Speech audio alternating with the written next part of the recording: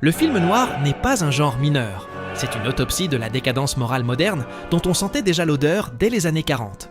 C'est l'art de filmer la trahison, le désir aveugle et cette ambition qui finit toujours dans une impasse. Le film noir nous a donné certains des plus grands chefs-d'œuvre de l'histoire du 7e art. Aujourd'hui, nous nous éloignons de l'évidence pour entrer dans le canon de l'éternel. Du film qui a inspiré Travis Bickle, Drive et tant d'autres, au scénario qui est, par consensus, le meilleur de tous les temps.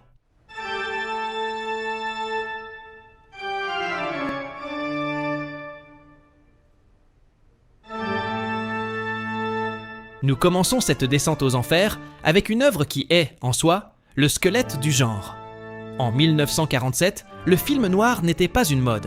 C'était le reflet d'une société brisée par la guerre. Et La Griffe du passé en est l'exposant parfait. Jacques Tourneur filme une embuscade. Jeff Bailey croit avoir enterré son passé sous l'anonymat d'une station-service. Mais dans le noir, hier est un fantôme qui n'accepte pas l'oubli. Lorsqu'un dangereux gangster le réclame pour traquer la femme qui lui a tiré dessus et lui a volé une fortune, Jeff entame un voyage vers l'abîme dont personne ne sort intact. Dès la première minute, nous savons que le destin est déjà écrit, que chaque décision n'est qu'un pas de plus vers une fin inévitable. Robert Mitchum incarne comme peu d'autres l'homme noir. Fatigué, lucide, piégé dans un passé qui n'est jamais parti. Mais c'est Jane Greer qui élève le film vers l'éternel. Son regard ne promet pas l'amour, il promet la chute. Et pourtant, il est impossible de s'en détourner. Tourneur réussit à faire en sorte que chaque cadrage et chaque dialogue acéré ressemblent à un coup d'estoc porté à l'espoir. Chaque plan, chaque ombre, chaque silence pousse le protagoniste vers cette impasse dont parlait la voix off. C'est une sentence sur l'impossibilité d'être libre quand votre âme est déjà hypothéquée. Look here. You know what that is? You want to see something cute? Now, looky.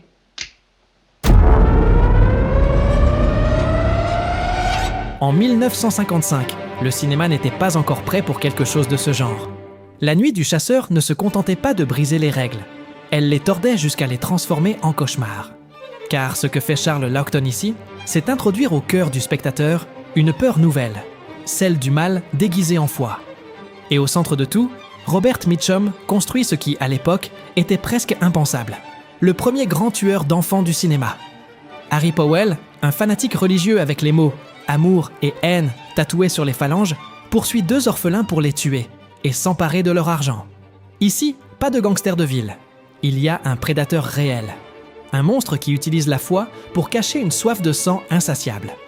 Robert Mitchum, encore une fois, nous offre une interprétation qui glace le sang encore aujourd'hui.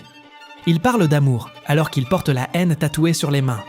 Et cette contradiction fait de lui quelque chose de bien plus perturbant que n'importe quel monstre.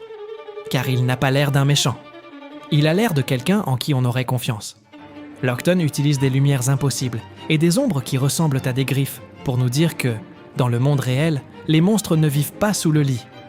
Ils portent une Bible sous le bras. C'est le film noir qui fusionne avec la terreur la plus primaire.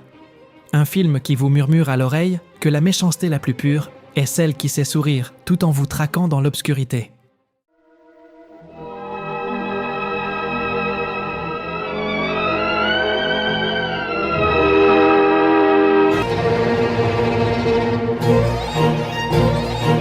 Dans Boulevard du Crépuscule, Billy Wilder a filmé une prophétie sur la manière dont la célébrité dévore ses enfants jusqu'à les vider. Le postulat est déjà un coup de génie. Le narrateur est un cadavre flottant dans une piscine qui nous raconte comment il va mourir. À partir de là, nous descendons dans le manoir de Norma Desmond. Si le noir traite habituellement d'hommes fuyant leur passé, Norma est une femme enchaînée à un passé qui n'existe plus.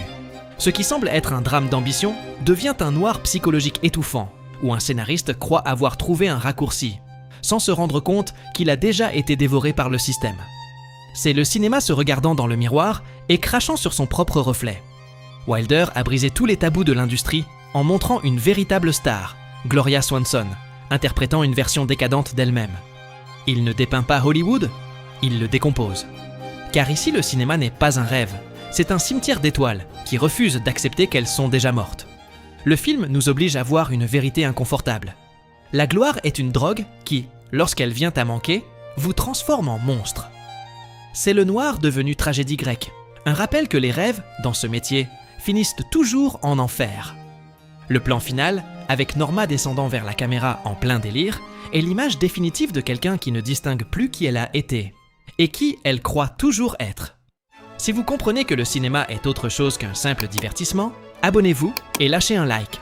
Rejoignez le canon et laissez votre film noir préféré en commentaire. Préparez-vous, car cela ne fait que commencer.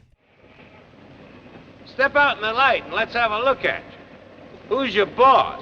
Eu sou tese, não, mano, vocês tentam luz. Sabe, mas... Dans Le Troisième Homme, Carol Reed transforme une ville en labyrinthe moral. La Vienne d'après-guerre apparaît brisée, humide, pleine d'ombres et de rues vides.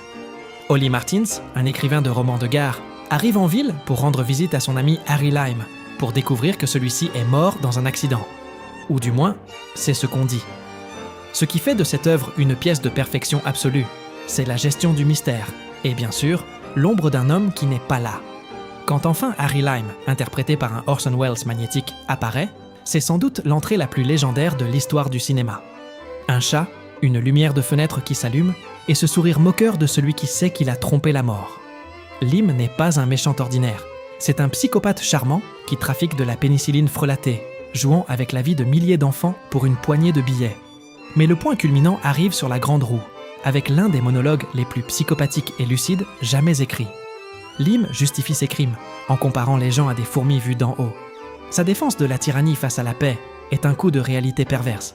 Il nous rappelle que, si l'Italie sanglante des Borgia a produit la Renaissance, la paisible Suisse n'a produit que le coucou. C'est le cynisme élevé au rang d'art. Carol Reed réussit à ce que chaque plan déversé nous transmette l'instabilité d'un monde qui a perdu le nord. No, I never loved you, Walter, not you or anybody else. I'm rotten to the heart. I used you just as you said. Si le cinéma noir avait 10 commandements, Assurance sur la mort serait le premier. En 1944, Billy Wilder n'a pas seulement tourné un film, il a rédigé le manuel d'instruction du genre. Ici, pas d'échappatoire, seulement une descente inévitable, où nous commençons par voir un homme perdre son sang tout en confessant son histoire, et le spectateur accepte le voyage avec un plaisir presque masochiste. Un agent d'assurance trop sûr de lui croise Barbara Stanwyck, la femme fatale définitive. Elle n'a pas besoin d'une arme. Une chaîne de chevilles brillante et un plan pour assassiner son mari lui suffisent. À partir de là, l'intrigue devient un mécanisme d'horlogerie suisse, où chaque pas qu'ils font pour cacher le crime les enfonce davantage dans la boue. Ce qui fait que cette œuvre atteint la perfection, c'est son absence de pitié. Ici, pas de tromperie.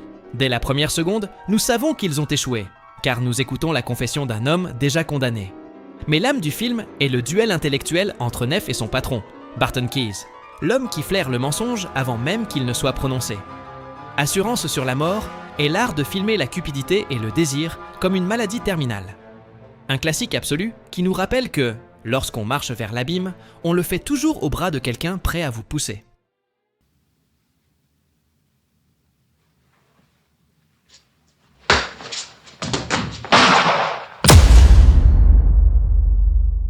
Nous abandonnons le cynisme américain pour embrasser l'âme européenne. Le Cercle Rouge n'est pas seulement le meilleur film de braquage de l'histoire, c'est une ode à la loyauté et à l'honneur au-dessus du mal, et même de la loi. Jean-Pierre Melville, le grand maître du silence, distille le genre jusqu'à l'os. Ici, les motifs importent peu, seul le rituel compte. Un condamné, un fugitif et un policier déchu sont attirés par une force invisible, ce cercle rouge du destin, pour exécuter un casse impossible. Ce qui fait que cette œuvre atteint la perfection, c'est sa séquence centrale. 27 minutes d'un braquage de bijouterie dans un silence absolu. Sans musique, sans dialogue, seulement la respiration d'hommes qui savent qu'ils signent leur propre sentence. Alain Delon, avec son trench coat et son regard d'acier, incarne le samouraï moderne. Un homme qui ne craint pas la mort, mais le manque de morale.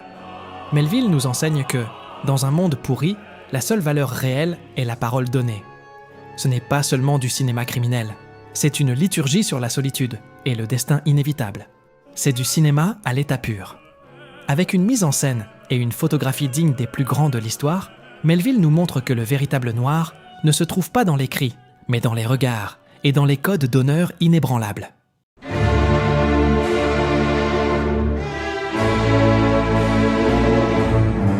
Avec La soif du mal, nous arrivons à la fin d'une ère.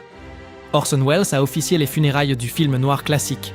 Dès son plan séquence initial de 3 minutes, une bombe placée hors champ, nous savons déjà que le temps est contaminé.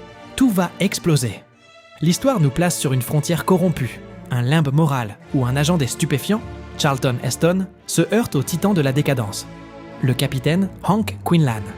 Wells, dans la peau de Quinlan, construit le méchant le plus tragique et le plus répugnant du genre. Un policier qui ne croit plus en la loi, seulement en son instinct pourri, et dans les preuves qu'il plante pour faire justice. Si vous vous demandez pourquoi le film est si proche du podium, c'est parce que sa mise en scène est miraculeuse. Wells utilise des angles de caméra impossibles pour que nous ressentions le poids de la corruption physique et morale. Il n'y a pas de héros propres, seulement des hommes qui s'enfoncent dans la boue de leurs décisions. La soif du mal est le testament d'un génie qui savait que le cinéma ne serait plus jamais aussi sombre ni aussi libre. Car même si le monde et le cinéma d'aujourd'hui semblent moins censurés, c'est notre propre manque de moralité qui nous a enfermés. Une conclusion en or qui nous rappelle que, parfois, pour attraper le mal, il faut être prêt à devenir quelque chose de bien pire.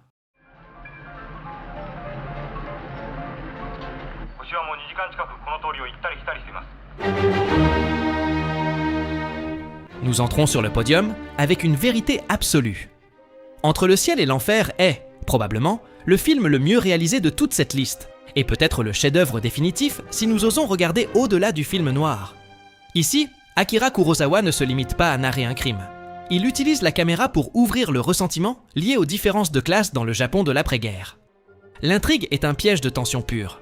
Kingo Gondo, un puissant cadre dans l'industrie de la chaussure, est sur le point de tout risquer pour prendre le contrôle de son entreprise.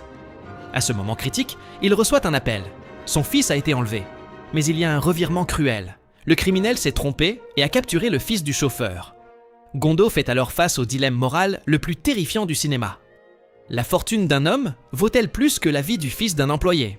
Le génie de Kurosawa réside dans la structure. La première moitié est un huis clos étouffant, tourné presque entièrement dans un appartement dominant la ville. Les personnages bougent comme des pièces d'échecs dans un espace qui suinte l'angoisse. La seconde moitié brise les murs et se lance dans les rues, devenant la procédure policière la plus parfaite jamais filmée, culminant dans une séquence de train qui est une chaire de montage et de rythme. Ce n'est pas seulement un film sur un enlèvement, c'est une étude sur le ressentiment et l'envie. Le méchant, caché dans les banlieues chaudes et misérables, est Gondo simplement parce qu'il vit en haut, dans la climatisation, alors que lui pourrit en bas. C'est le noir élevé au rang de tragédie sociologique. Une œuvre d'une précision mathématique où chaque cadrage communique le pouvoir, la culpabilité et la distance terrifiante qui sépare deux êtres humains qui respirent le même air, mais vivent dans des mondes différents.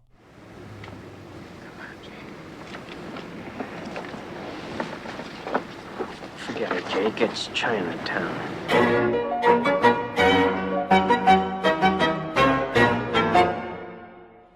Chinatown détient le titre de meilleur scénario de l'histoire.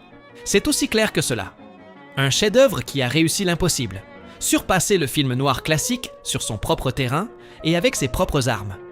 En 1974, Roman Polanski et le scénariste Robert Towne n'ont pas seulement ressuscité le genre, ils l'ont porté à une maturité technique et narrative que personne n'a plus égalée. L'intrigue nous présente Jake Gittes, un détective spécialisé dans les infidélités qui croit connaître les règles du jeu. Mais en enquêtant sur un apparent scandale de mœurs, il finit par déterrer une conspiration pour le contrôle de l'eau à Los Angeles qui sent le sang et les secrets inavouables. Le génie de cette œuvre réside dans son fatalisme absolu. Nous accompagnons Nicholson dans un labyrinthe où chaque indice est un pas de plus vers l'abîme. Ce n'est pas seulement un film sur la corruption politique, c'est une étude sur la dépravation du pouvoir incarnée par Noah Cross, un méchant qui ne cherche pas l'argent, mais la propriété du futur. Sans entrer dans les spoilers, ce qui a fait que ce film entre dans l'histoire, c'est sa fin. Ce n'est pas un rebondissement bon marché, même si cela nous sidère, mais une tragédie shakespearienne avec une esthétique de film noir. C'est la conclusion la plus désolante et la plus parfaite du cinéma moderne. Un coup de poing qui nous rappelle le pouvoir du mal et, par contraste, l'incroyable valeur du bien, aussi rare et parfois insuffisant soit-il. Qui êtes-vous? Aucune importance. Que voulez-vous? Vous tuer.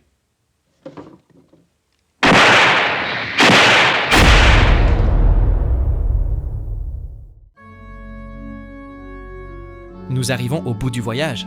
Si le film noir est une religion, la première place est son autel sacré, le samouraï. En 1967, Jean-Pierre Melville a atteint la perfection absolue, distillant le genre jusqu'à ce qu'il devienne quelque chose de purement spirituel. Ce n'est pas seulement un film, c'est une leçon de style, une chorégraphie de la mort et le testament d'un cinéma qui n'existe plus. Melville nous oblige à observer. Dans ces 10 premières minutes, il n'y a pas un seul mot, seulement le rituel d'un homme qui n'a pas besoin d'expliquer quoi que ce soit, parce que son regard dit tout. À mesure que l'intrigue se déploie, nous découvrons les couches infinies d'un personnage qui se révèle par l'action. D'abord, nous voyons un homme, puis nous découvrons qu'il est un assassin. Et enfin, nous comprenons qu'il le fait pour un code qui va au-delà de l'argent. L'histoire nous présente Jeff Costello, interprété par un Alain Delon qui transcende le jeu d'acteur pour devenir une icône éternelle. Costello est un tueur à gages, qui vit selon un code strict de solitude et de précision. Pas d'émotion, pas de passé, seulement le geste sacré. Ajuster le bord de son chapeau devant le miroir, enfiler ses gants blancs et exécuter le contrat avec la froideur d'un chirurgien. Mais quand un témoin le voit sortir d'un club après un meurtre, Costello devient la proie d'un jeu d'échecs mortel, entre la police et ses propres commanditaires.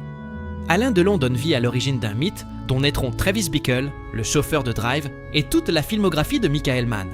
Ici, chaque silence pèse plus qu'un cri, et chaque cadrage est une peinture d'une beauté glaciale. Costello n'est pas un psychopathe, c'est un samouraï moderne, un homme à l'honneur inébranlable qui a renoncé à ressentir des émotions parce que la modernité en manque. C'est le numéro 1 parce que c'est du cinéma en état de grâce. Une chorégraphie d'ombre où le destin est scellé dès le premier photogramme. Ce n'est pas un film sur un crime, c'est une liturgie sur la dignité dans la défaite. Le samouraï nous enseigne que, dans un monde où tout est chaos et trahison, la seule chose qui nous reste est l'élégance de savoir comment et pourquoi mourir. Si vous partagez cette passion pour le cinéma qui a une âme, abonnez-vous et activez la cloche. Dites-moi quel chef-d'œuvre j'ai oublié. Je vous lis dans les commentaires. Ne laissez pas l'algorithme décider de ce que vous regardez. Chez Cineprime, c'est vous qui avez le contrôle. À bientôt.